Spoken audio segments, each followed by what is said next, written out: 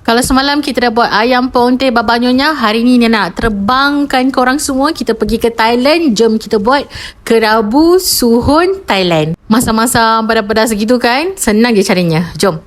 Nina celurkan kita punya udang ni dan juga suhun lah. Kalau tak ada udang, bolehlah guna ayam, guna kerang ke, guna sotong ke kan. Campur pun boleh. Okey, lepas tu kita masukkan bawang besar kat sini, carrot, tomato, lada, sos ikan secukupnya. Gula ni agak-agak lah ya. Kalau anda suka manis, lebihkan ya. Limau nipis. Masam-masam baru sur kan. Lepas tu kita masukkan udang dan juga daun ketumbar. Lepas tu korang gaul. Kalau anda suka nak letak perasa, silakan. Kalau suka juga nak letak garam, silakan. Nina ambil masin daripada sos ikan je tadi ya. Nina tengah edit ni terasa sampai rahang dia punya masam-masam pedas-pedas je kan.